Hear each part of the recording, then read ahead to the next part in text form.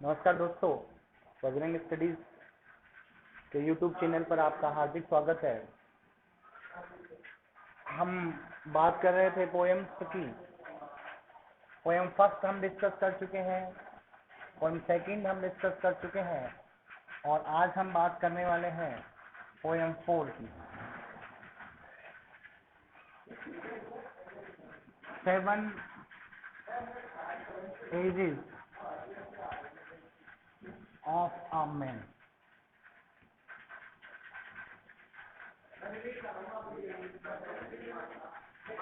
William Shakespeare.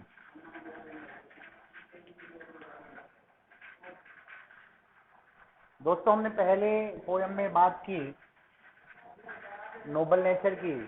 Ben Jonson ने हमें बताया कि वो नेचर पोइट है। हमने वहाँ 2 एग्जाम्पल स्टडी किए जो बेन जॉनसन ने प्रेजेंट किए। पहला हमने वहाँ स्टडी किया लिली फ्लावर का, दूसरा हमने वहाँ स्टडी किया ओक ट्री का। दोनों में क्या क्वालिटीज हैं, दोनों में क्या डिफरेंस है, ये हमने वहाँ देखा। इसके बाद हमने बात की एक ऐसे पोइट की और एक ऐसी पोएम की जो हमें वर्ड्स के लव के बारे में बताते हैं। हमने बात की अ बॉयज सॉन्ग पोएम की, जिसमें गिब्सन साहब ने अपना लव इंडिकेट किया वर्ड्स के प्रति। वहाँ भी उन्होंने हमें 2 एग्जाम्पल प्रेजेंट किए। वहाँ भी उन्होंने हमें ब्लू टिट के बारे में और ईगल के बारे में बताया। वहाँ उन्होंने हमें बताया कि सारे पक्षी जो आसमान में उड़ते हैं वो उनसे बिलोंग रखते हैं, वो उनसे बिलोंग हैं, वो उनको लव करते हैं, वो उनको पकड़ने के लिए कोई भी स्नेयर सेट नहीं करते हैं, वो उनको उड़ने के लिए फ्री छोड़ देते हैं और वो सारे पक्षी उनके डिलाइटमेंट के लिए वहाँ आते हैं और वहाँ से तो चले जाते हैं। इसके बाद हमने पोएम 3 का डिस्कस किया। पोएम 3 जो हमें बताती है वो हॉप के बारे में बताती है। एक बहुत ही लाडले कवि राजस्थान के राजन अग्रवाल हुआ करते हैं, उनकी वो पोएम है। उनमें हमें पता चला कि hop is life and life is hop. Asha he life है और लाइफ ही आशा है, लाइफ ही हॉप है और हॉप ही लाइफ है। हॉप हमारी लाइफ को सस्टेन करती है। किस तरीके से सस्टेन करती है, किस तरीके से चलायमान करती है, वो हमने पिछले वीडियो में पढ़ा। हॉप के डिफरेंट नेम्स क्या क्या हैं, ये सब कुछ हमने पिछली पोएम में डिस्कस किया। हॉप कहाँ कहाँ किस किस तरीके से प्राइम एक्सीलेंस के रूप में जानी जाती है, ये हमने डिस्कस किया। और दोस्तों, आज हम डिस्कस कर रहे हैं 7 ages of a man. 7 ages, 7 का मतलब 7, एजेस का मतलब अवस्थाएं, ऑफ अ मैन यानी कि मनुष्य की 7 अवस्थाएं। विलियम शेक्सपियर बहुत फेमस है अपने ड्रामास के लिए, बहुत फेमस है अपने नॉवेल्स के लिए और बहुत फेमस है अपनी नॉवेल्स के लिए, अपनी पोएम्स के लिए। इनका एक नोवेल हुआ करता है as you like it. As you like it, as you like it में एक लड़की होती है रोजीलैंड।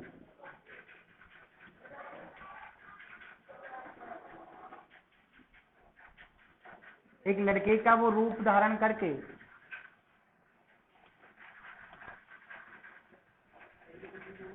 लड़के का नाम होता है गैनीमेड। इसके रूप में ये जंगल में चली जाती है और इसका जो लवर होता है ऑरलैंडो जो लवर होता है वो इसके पीछे पीछे होता है। और यहाँ इस फॉरेस्ट में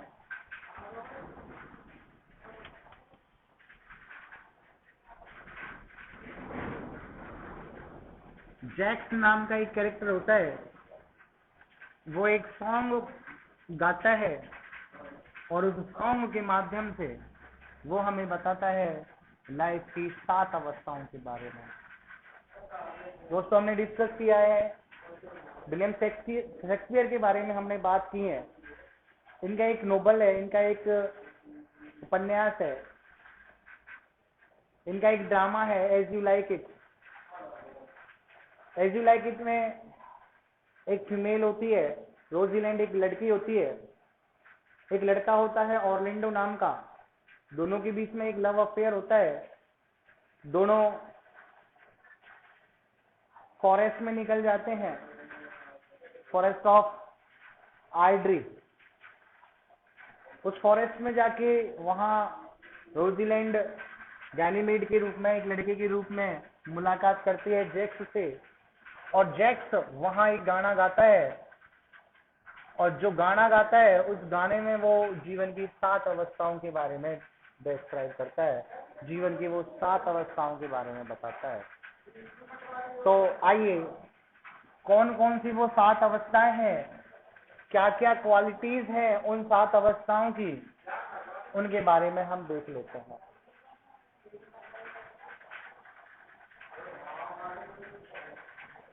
सबसे पहला स्टेज जो है, पहली जो अवस्था होती है वो एक इन्फेंट की होती है। और इन्फेंट बोले तो शिशु। अब इस इन्फेंट में वो क्या कहना चाहता है, देखो,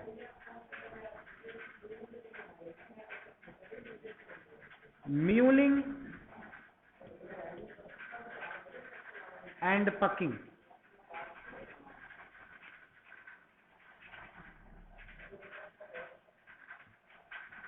इन नर्स आर्म,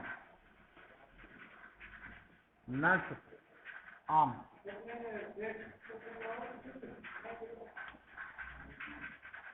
पहली अवस्था की दोस्तों हम बात कर रहे हैं, हम बात कर रहे हैं पहली अवस्था इन्फेंट की होती है। और देखो, म्यूलिंग को हम बोलते हैं क्राई करना, चीखना, और पकिंग को हम बोलते हैं वोमिटिंग, उल्टियां करना।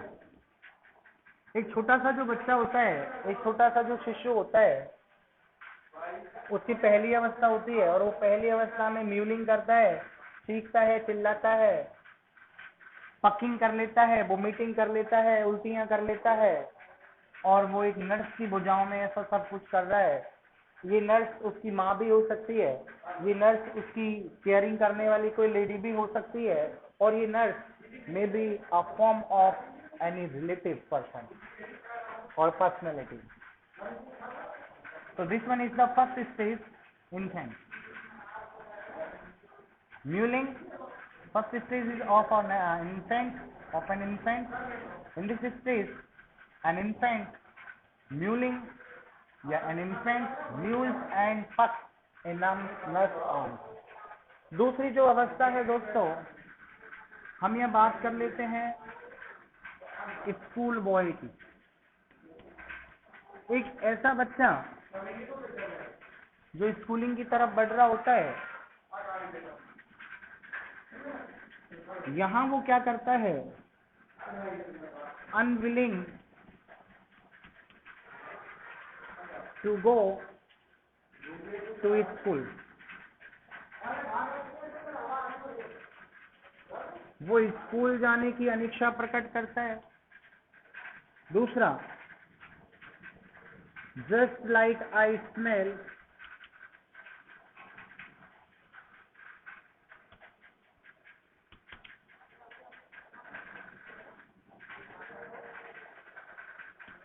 has a school bag,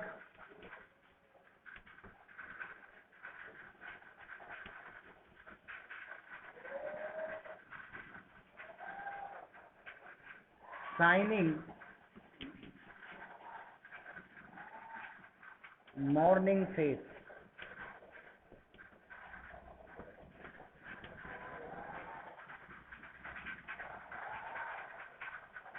These are the qualities of a second stage. दूसरी स्टेज हमारी एक स्कूल बॉय की होती है। इस स्कूल बॉय में जो क्वालिटीज होती हैं वो देख लेते हैं। अनविलिंग, अनिच्छा प्रकट करता है, एक लड़के का मन नहीं करता, माँ उसको निला के दुला के स्कूल भेजने की कोशिश करती है, लेकिन unwilling to go to school, वो स्कूल जाने की अनिच्छा प्रकट करता है। वो अपनी माँ से कहता है कि माँ मैं स्कूल नहीं जाऊंगा, माँ उसको पीटती है, फिर कहता है कि नहीं, क्योंकि उसका क्या एटमॉस्फेयर चेंज हो रहा होता है। अभी तक तो वो बच्चा घर में रहा, लेकिन अब घर रहने के बाद वो बच्चा कहाँ जा रहा है, स्कूल जा रहा है, एक ऐसे एटमॉस्फेयर में अपने आप को इंक्लूड करने जा रहा है जिस एटमॉस्फेयर से वो अनअवेयर है। तो अब जब वो बच्चा अनअवेयर है उस एटमॉस्फेयर से, तो वो बच्चा अनविलिंग करेगा, अनिच्छा प्रकट करेगा टू गो टू स्कूल, कहाँ जाने की अनिच्छा प्रकट करेगा, स्कूल जाने की। जस्ट लाइक ए स्नेल, वो बच्चा एक स्नेल की तरह होता है, वो बच्चा एक घोंगे की तरह होता है।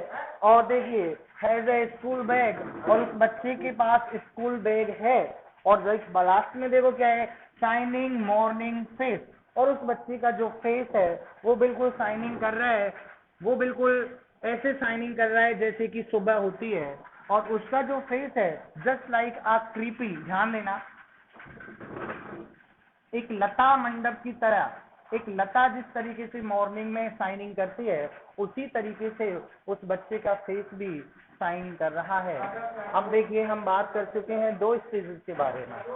पहली स्टेज के बारे में जो हमने डिस्कस किया, वो पहली स्टेज है इन्फेंट की। इन्फेंट में क्या कर रहा है, वो म्यूलिंग कर रहा है, पकिंग कर रहा है नर्स की आर्म में। म्यूलिंग क्या होता है ये आपको पता है, क्राई करना म्यूलिंग कहलाता है, पकिंग करना वोमिटिंग करना कहलाता है। नर्स की भुजाओं में वो खेल रहा है, परेशान हो रहा है। दूसरा स्कूल बॉय की अवस्था हम बात कर लेते हैं, unwilling to go to school, अनिच्छा प्रकट करता है स्कूल जाने की, एक स्नेल की तरह वो होता है, स्कूल बैग उसके पास होता है, शाइनिंग मॉर्निंग फेस उसका होता है, क्रीपिंग की तरह उसका फेस होता है। हमारी बात हो चुकी है 7 एजेस ऑफ अ मैन में दो अवस्थाओं की। पहली अवस्था हमने बात की एक इन्फेंट की, और दूसरी अवस्था में हम बात की एक स्कूल बॉय की। चलते हैं तीसरी अवस्था की तरफ, और तीसरी अवस्था देखो, third stage is a stage of a lover. एक लवर की जो अवस्था होती है, एक प्रेमी की जो अवस्था होती है, that is called the third stage. First stage हमने यहाँ पे अभी डिस्कस किया। First stage is a stage of an infant, second one is an school boy, second one is a school boy, and third one is a lover. अब lover क्या है, कैसे है ना, प्रेमी कह सकते हैं इसको, हम प्रेमिका भी कह सकते हैं, हिंदी के माध्यम से चलें इसको नायक या नायिका भी बोल सकते हैं। देखिए क्या है, क्या क्वालिटीज है, देखिए क्वालिटीज की बात कर लेते हैं। टेलिंग ए लाई, सबसे पहले लवर की जो अवस्था होगी उसमें टेलिंग ए लाई, झूठ बोलने की बहुत ज्यादा आदत होगी। नंबर एक बात, देखिए एज ऑफ स्टॉर्म, तूफानों का काल भी हम इसको कहते हैं। अट्रैक्शन, देखो ध्यान दो, सबसे बड़ी चीज अट्रैक्शन टुवर्ड्स अपोजिट सेक्स। यहां पे जो अट्रैक्शन होता है, आकर्षण जो होता है, वो अपोजिट सेक्स के प्रति हो जाता है। और देखो यहां अगर हम बात करें, पोयम से रिलेटेड अगर हम बात करें, तो देखिए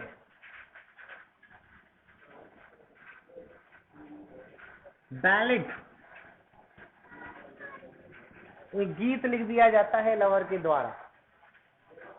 एक नायिका अपने नायक के लिए, एक नायक अपनी नायिका के लिए गीत लिख रहा है, और ये बैलेट का मतलब क्या होता है, देखो बॉयफुल,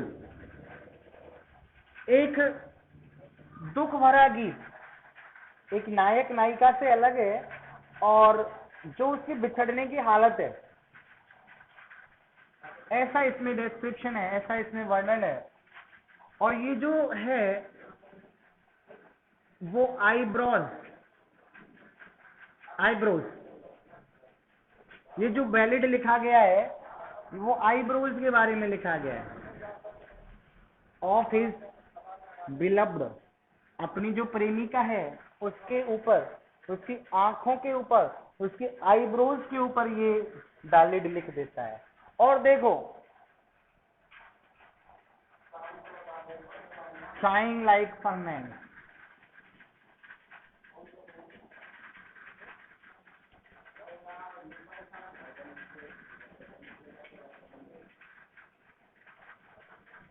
ये धड़कता रहता है, तड़पता रहता है, परेशान रहता है, और ऐसे ऐसे परेशान रहता है जैसे कि एक ऐसी भट्टी जिसमें अग्नि जलती रहती है, ऐसे ये लवर जो है वो अपनी बिलव्ड के लिए परेशान रहता है।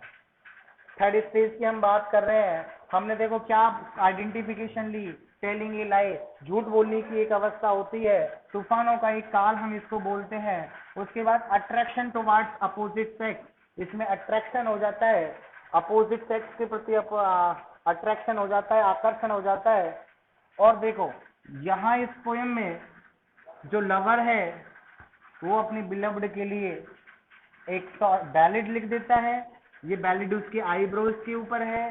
बैलेड का मतलब एक बॉयफुल सॉन्ग होता है, एक दुख से भरा, एक दर्द से भरा हुआ गीत होता है। और ऐसे लग रहा है उसकी कंडीशन को देख के जैसे कि वो आहा भर रहा है, दुख दर्द से व्याकुल हो रहा है, और ऐसे आहा भर रहा है जैसे कि एक भट्टी अपनी दिखाती है, अपनी एक्साइटमेंट पार्ट को दिखाती है। ऐसे ही ये एक्साइटमेंट पार्ट को दिखा रहा है, ऐसे ये लवर अपने एक्साइटमेंट पार्ट को, अपने दुख को, अपने सॉरो नॉइस को वो दिखा रहा है अपने गीत के माध्यम से।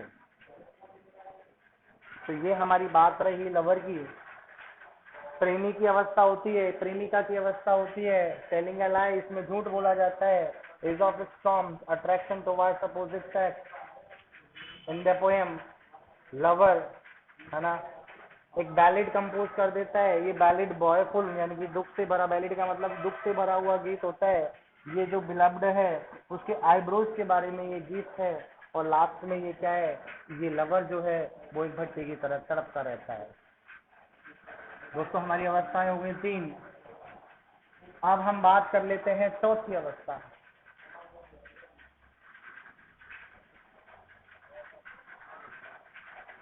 चौथी अवस्था की हम बात करते हैं। तो चौथी जो अवस्था होती है सोल्जर, एक सैनिक की अवस्था होती है।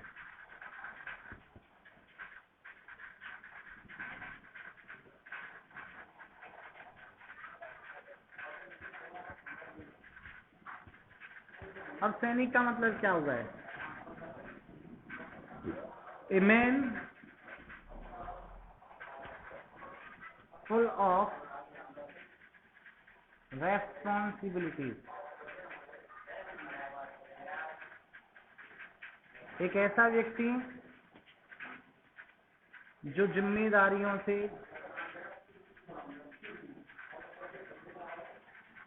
परिपूर्ण वाकिफ हो, एक ऐसा व्यक्ति जो जिम्मेदारियों के बारे में समझता हो।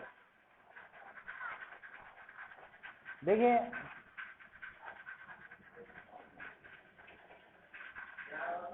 क्या क्या इसकी आइडेंटिटीज हैं वो देख लेते हैं।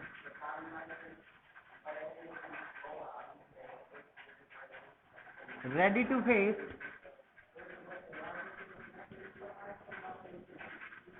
Cannons mouth,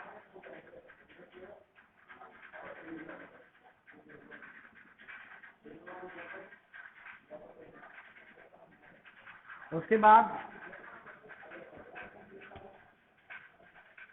beard like part, उसके बाद jealous in Honor,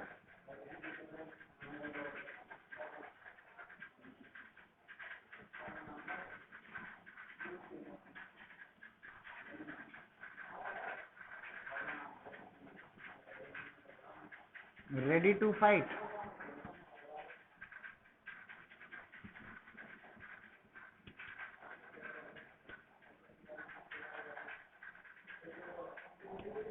ready to face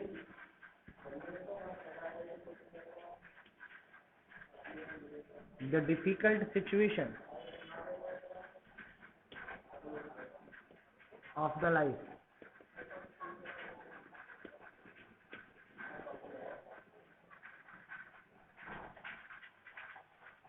और अगर हम थोड़ी सी बात करें यहाँ पे,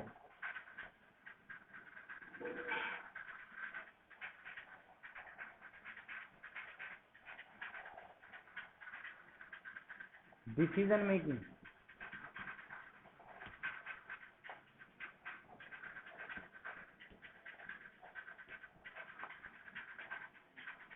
use abuses,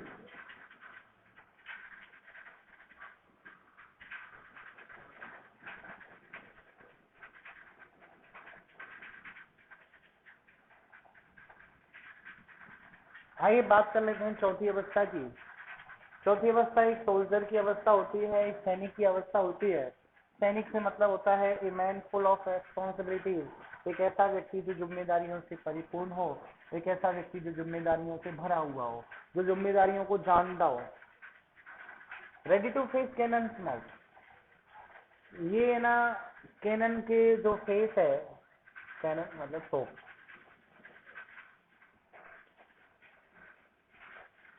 cannons mouth ready to face, तैयार रहता है फेस यानी कि सामना करने के लिए। कैनन्स माउथ, कैनन यानी कि तोप के मुंह का सामना करने के लिए भी तैयार रहता है। कहने का मतलब कोई कितनी भी कठिन परिस्थिति हो, उस कठिन परिस्थिति को सामना करने के लिए तैयार रहता है। बियर्ड लाइक पार्ट, उसकी जो दाढ़ी होती है वो एक तेंदुए की तरह होती है। बियर्ड का मतलब दाढ़ी, सेब भी बोल सकते हैं इसको, पार्ट यानी कि तेंदुआ। जीलियस इन हॉनर, जीलियस रहता है, ईर्ष्यालु रहता है हॉनर में, अपने सम्मान के लिए जीलियस रहता है, अपने सम्मान के लिए कुछ भी करने के लिए तैयार है, मरने के लिए मिटने के लिए तैयार है। रेडी टू फाइट, वही लड़ने के लिए तैयार रहता है हमेशा। Ready to face different situation of life, different condition of life, किसी भी डिफरेंट कंडीशन को फेस करने के लिए हमेशा तैयार रहता है। और डिसीजन मेकिंग होता है। और देखिए यूज अब्यूजेस, और ये अब्यूजेस का यूज करता है, ये बल्गर लैंग्वेज का यूज करता है, ये गाली गलौज का यूज करता है। तो दोस्तों आज की क्लास में हमने डिस्कस किया है पोएम 4 की 4 अवस्थाओं का। अगली क्लास में हम डिस्कस करेंगे 5वीं अवस्था का, 6ठी अवस्था का और 7वीं अवस्था का। और हम डिस्कस करेंगे नेक्स्ट पोएम, पोएम नंबर 5, जो कि जेम्स स्टीफन से है, स्नेयर पार्ट से है। हमारी वीडियोस को देखने के लिए हमारे यूट्यूब चैनल बजरंग स्टडीज को लाइक करें, शेयर करें और सब्सक्राइब करें। नमस्कार।